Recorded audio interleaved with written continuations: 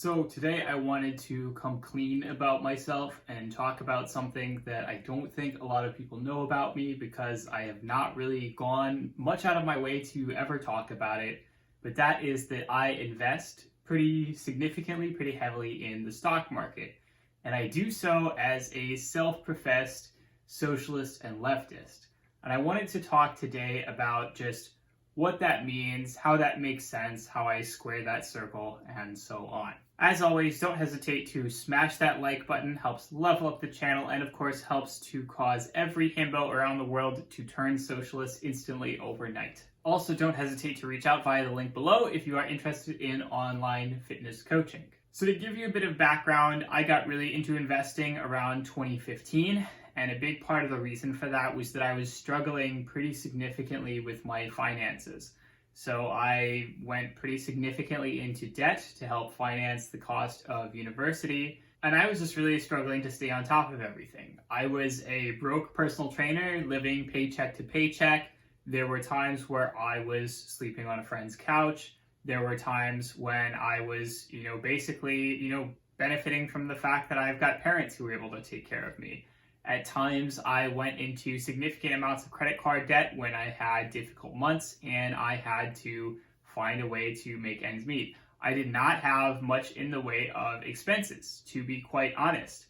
I had basically rent that I paid about $100 a month for, and that was because I had a friend who was willing to rent out a room to me for a very low price in a house that he was sharing with some other friends. So in 2015, I got really into just reading up a lot more about personal finance and just kind of how that all works. And that was when I developed a focus on paying off my student debt as quickly as possible, beginning to invest in the stock market, really thinking a lot more proactively and positively about my money and saving for the future and actually budgeting things and kind of thinking about what I was doing with every dollar that I was spending. I also began to develop my online coaching business around that time, and that of course developed into the full-time income that it is today. So the reality of the stock market is simply that it is a large system which is designed to funnel money away from workers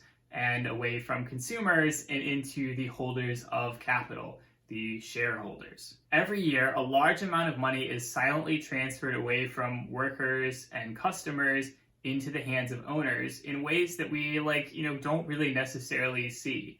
Goods cost a little bit more every time you go to the store because they end up going to fund some CEO's paycheck. Every time that you work for a wage, you're getting paid a little bit less than you could be if the CEO wasn't making nearly as much. So yes, when you invest as a personal investor, you are entering into the capitalist class. You are somebody who holds money and is paid money as a result of that. However, when you invest as an individual investor, you're also only like the smallest fraction of a share of somebody on the market. Like your personal, participation in the system is like a vanishingly small, like 0.0000 whatever percent of the total share of the market. And that's because, you might be somebody who has, say, a few $1,000s invested or something like that. There are people who have millions, billions of dollars invested. There are institutional investors like banks that own, massive shares of things.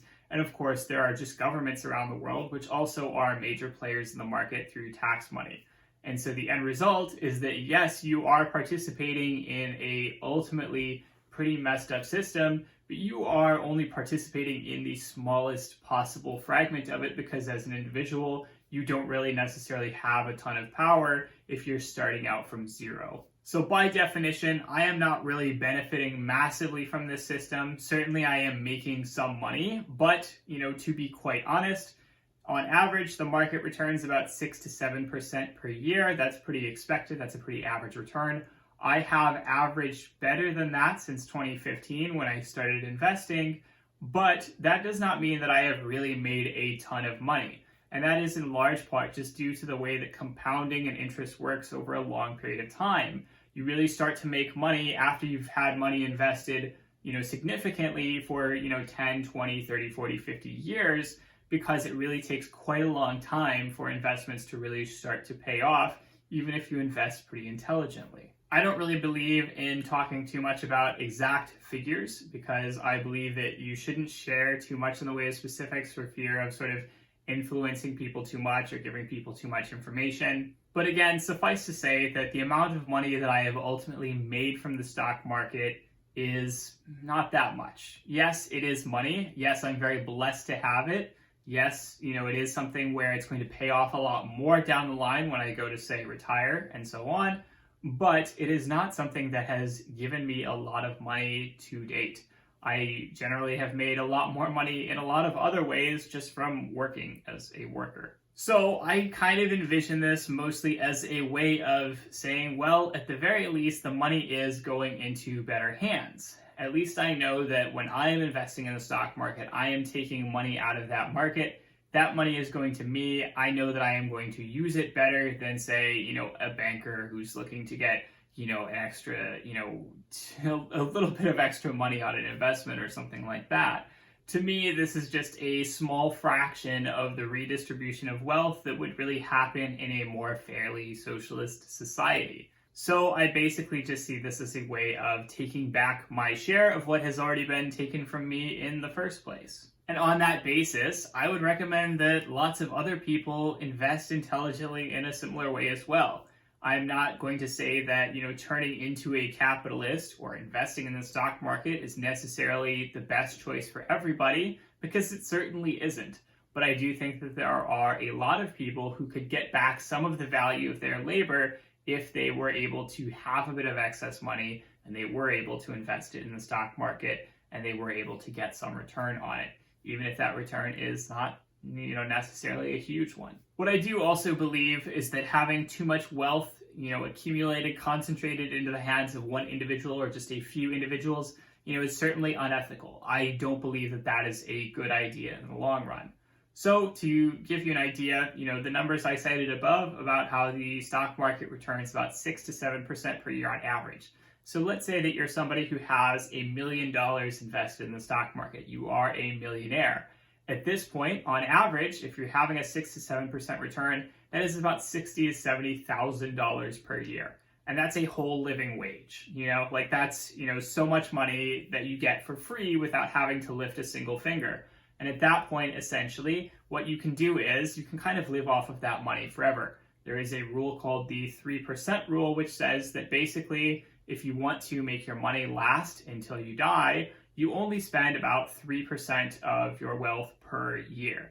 And the reason for that is that obviously while 6 to 7% is the average return, there are going to be years where it's more than that. There's going to be years where it's less than that and so on. And of course, when you're taking money out of the equation constantly, it also just prevents that, long-term adding up and compounding that really, makes the benefit of the stock market for people. However, this is still, say, $30,000 a year when you are a millionaire, which again is a perfectly livable wage, especially if you're somebody who has a house paid off at that point, or, you have your living situation taken care of. You've reached a point where you basically never necessarily ever have to work again, and you can basically continue to live for the rest of your life and have a pretty comfortable lifestyle. You could choose to work if you want to, but you don't necessarily have to. And that takes away a lot of the power that an employer has over you as an employee. You have a lot more freedom to decide kind of just how you want to work, where you want to work, what kinds of work you want to do, and so on. Everything past that point, I believe, is basically just unethical accumulation of wealth. Realistically, what tends to happen is that people begin to do lifestyle scope creep or lifestyle inflation. They begin to develop expensive habits. They begin to expend exorbitantly on, just things that they don't need, luxury goods and so on, bigger houses, more cars, etc. And of course, that I find particularly unethical when other people could be benefiting a lot more from that money. I do not ever intend to let my personal wealth get to that point. I am not investing because I care about expensive goods or anything along those lines. That's just not something that fundamentally does it for me. I really don't care. I'm genuinely right now about as happy as I'm ever going to be because I have my needs taken care of. I have a wonderful family and I am able to support myself and my family with the work that I do. However, I do want to save up for the future so that I can protect myself and my family in the case of unexpected expenses, injuries, sickness, and so on. And of course, I also want to be able to afford a house to live in so that I can ensure a level of stability there. However, I do believe that after that certain point, I do believe that I should essentially continue to work and I should continue to gather money, but that I should be then donating that money to good causes. So I believe pretty significantly in fighting against climate change and poverty, and I believe that a lot of money should be allocated to those sorts of needs. I don't know what else I would do with the money after that point, quite honestly, because again, I don't want to spend it on anything else. I would realistically basically just keep working so that I could give as much of my money as possible away to benefit other people. So ethically, I also invest based on my beliefs as well. So I primarily invest into ETFs, or exchange traded funds, which are a kind of investment vehicle, thing, whatever you want to call it, which is essentially a broad market-based index. So essentially what happens is you select like a basic handful of rules that determine sort of how, the market should be invested in, and then that's called an ETF, and the ETF will automatically adjust based on changes in the market. So this gives you a good way to get a diversified, broad investment in a lot of different stuff all at once, which cuts down on risk, increases your return. This makes them a very attractive low-effort investment method because you don't really have to think about them too much. They tend to be a really basic, really smart investment that pays off pretty well over time, so long as, of course, you're patient and you're not doing garbage day trading stuff. I do not directly invest in a lot of companies, and I specifically don't directly invest in companies that I find unethical. So this includes things like the fossil fuel industry, so energy companies that are based primarily on fossil fuels, cars, things like that. I don't invest in real estate, or what are called REITs, real estate investment trusts, because those are just vehicles for landlordism, for rent seeking. I don't necessarily believe that it is ethical to profit off of housing. I don't invest in cryptocurrency. I know that one's probably going to get canceled if none of the other things that I've said in this video have, maybe from the opposite side of the spectrum. But I don't invest in cryptocurrency. I don't believe in it. I believe it's mostly just a scam, a house of cards. I believe that a lot of it is going to be falling apart probably within the next few years. That's not a prediction. Don't quote me on that. But that is just simply why I don't invest in cryptocurrency. I do invest a lot in green energy companies. I specifically invest in them because I believe in them and because I believe that that is a future that we should invest in. I use a green energy provider for the energy source for my home. I invest in carbon offsetting every single month so that I can offset the emissions that we do generate. I don't have a car, I walk everywhere, and so on. So this is a cause that is very important to me. I also do not invest in Tesla. I simply don't invest in Tesla because I don't believe in Elon Musk. Again, that's going to probably get me canceled from the other side of the spectrum if none of the things I've said on the left side of the spectrum have gotten me canceled in the first place. However, there is, of course, a bit of inherent tension here. When I am investing in broad market ETFs, certainly that means that some of my money is propping up industries that, again, I don't necessarily believe in, I don't necessarily support, but at the end of the day, that is kind of there is no ethical consumption under capitalism thing. It is virtually impossible to live under capitalism without giving some of the wrong people your money some of the time, because that is the way capitalism is designed. Everything is super intertwined, everything has its tendrils into everything else, and the end result is that there's basically no way to be a perfect ethical being when, just living and buying products that you need, and certainly when investing. So while I do try to invest as ethically as possible within the framework allotted, I am well aware that this doesn't mean that I am blameless or sinless in this transaction. And because I acknowledge that inherent tension, I know that probably a lot of people will disagree with me and disagree with the approach that I have made. There are people who will probably say that it is impossible ethically to continue to hold the beliefs that I do while doing the things that I do. And that is something that I am certainly glad to have discussions about. Everyone loves to share that one anecdote about how even Marx invested in the stock market. I don't want to just throw that up and act like, that's the be-all, end-all of discussion. I want to be honest and dig into this tension and have this conversation with people. I don't have expensive habits. I do not believe in luxury goods. I, generally don't spend that much money. My wife will tell you that I primarily drink instant coffee because I just find it way easier than everything else, and I don't mind the taste.